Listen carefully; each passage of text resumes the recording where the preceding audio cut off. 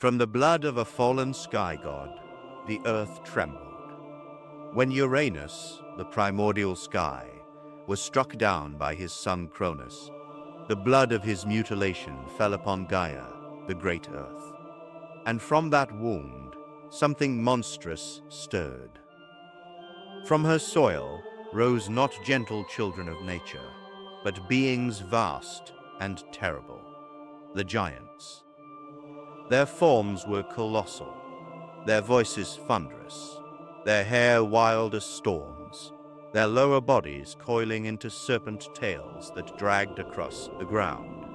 They shook the very earth with their steps, and even mountains seemed small when placed beside their stature. Hesiod, in fragments of his Theogony, hints at their savage birth as a force of nature itself, raw, violent, and inevitable. These were no accidents of creation. They were born of pain, conceived in blood, and in their eyes burned the rage of Gaia, a mother wronged. For when Uranus was cast down, it was not only the sky that was wounded, but the earth herself. The giants, then, were vengeance incarnate. If you love discovering how myths twist pain into power, don't forget to subscribe. Many more stories like this await.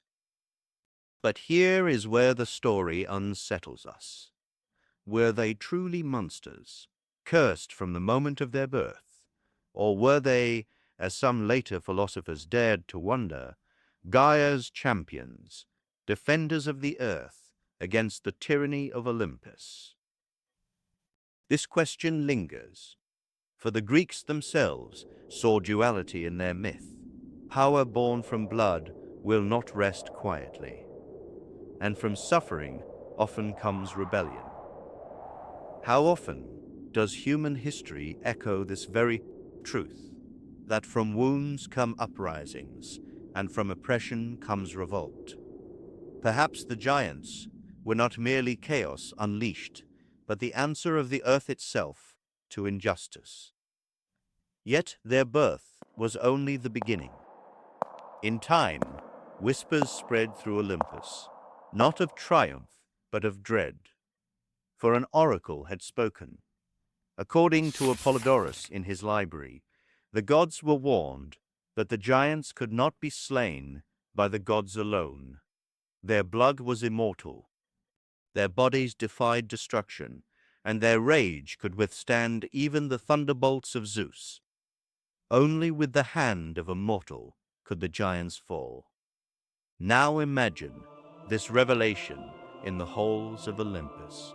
The immortal gods, rulers of sky, sea, and underworld, confronted a limit they had not foreseen. The very king of the cosmos, Zeus himself, who had overthrown the Titans and bound them in Tartarus, now faced a war he could not win on divine power alone. What did this prophecy mean? Was it a weakness in the gods, or the wisdom of fate? Was it meant to humble Olympus, reminding them that no power is absolute? Pindar once reflected on the boundaries even gods must face, noting that destiny mora bends to no will, not even Zeus's. The prophecy transformed the coming conflict into inevitability, and the question was not if the giants would rise, but when. And when that day came, would a mortal fight with Olympus or against it? If you're enjoying this retelling of ancient battles, hit the like button. It lets me know you want more legendary stories brought to life. The place was Phlegra, a battlefield where earth cracked open and smoke of war filled the skies. The giants rose, colossal, armed with jagged boulders and whole trees ripped from roots. Their voices roared like earthquakes, and their serpent tails lashed against the earth. The gods answered with fire and fury. Zeus hurled thunderbolts that tore the heavens, blazing like suns across the battlefield. Poseidon tore entire mountains from the earth and crushed enemies beneath them. Athena, ever fierce and strategic, drove her spear through the throats of her foes. Apollo loosed his arrows. Artemis struck from the shadows, and Dionysus himself is said to have wielded madness like a weapon against the giants. But even this display of divine wrath met resistance. For every wound inflicted, the giants rose again. Their immortal blood defied annihilation, and their rage was bottomless. The gods could batter them, bind them, and bleed them, but never truly kill them. The prophecy weighed on every strike.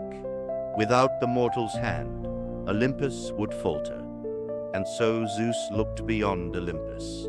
His answer was Heracles, the mortal son of Zeus and Alcmene, a bridge between heaven and earth, divine blood mingled with human fragility. Heracles carried what the gods lacked, mortality, and in this lay his power.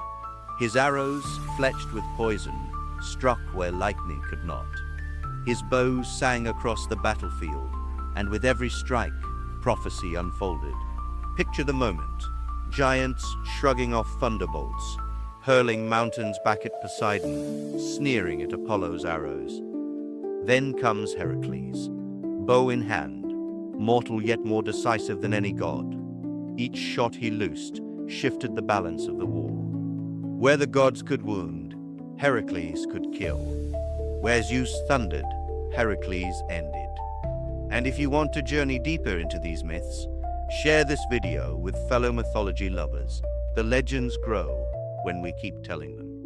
Apollodorus records that Heracles slew Alcyoneus, the greatest of the giants, by dragging him from the land of his birth, for prophecy had made him immortal only while his feet touched his native soil.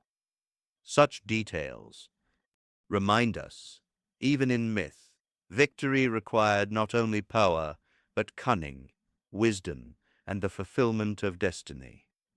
But here arises another haunting question. Was Heracles a hero of Olympus, or a pawn of prophecy? Did Zeus raise him as a champion, or did fate merely use him as its chosen instrument? If Heracles had turned his bow upon Olympus, could even Zeus himself have stood him? This tension elevates the Gigantomachy beyond simple myth. It is not merely a tale of monsters slain, but a reflection on power, that even the mightiest gods lean upon the fragile shoulders of mortals. Thunder split the skies as Zeus led his host. He hurled bolts that shook heaven and earth, each one a blinding blaze of authority. Yet for all his power, he was fighting under a shadow, the knowledge that prophecy made him incomplete. He could scorch, he could terrify, he could lead, but he could not finish. And this changes how we see him. Was his fury the confidence of a ruler certain of victory, or was it the desperation of one proving his supremacy against forces prophecy declared he could not conquer alone? Pausanias, in his description of Greece, writes of statues and paintings of Zeus battling the giants, depicting him as both supreme and strained, his face set in unyielding wrath, yet marked by the weight of necessity. His thunderbolts were more than weapons, they were symbols, blazing reminders that even gods must assert dominance against fate. But fate does not bow. Not to Zeus, not to anyone. With Heracles' arrows and the gods' relentless assault, the giants fell, one by one. Enceladus was buried beneath Sicily, and the trembling of Mount Etna was said to be his breath of fire and fury. Others lay crushed, beneath mountains hurled by Poseidon, or buried deep within the earth. But did they die? Or did they merely slumber? Hesiod's fragments and later poets suggest their essence remained restless beneath the ground. Earthquakes, volcanic eruptions, sudden storms, these were not accidents. They were the fury of giants, chained but unbroken, and so the world itself became their prison. The mountains were their tombs, the volcanoes their fiery breath. Even in defeat, the giants remained part of the earth's living body. The war was over, but its echoes never died. The Gigantomachy became more than a story of gods against monsters. It was a tale of order against a plane. Chaos, of divine authority against rebellion, of fate humbling even the immortals. The symbolism was profound. The giants, born from the blood of Uranus, embodied primal forces. Earth's rage, rebellion's fury, the violence of origins.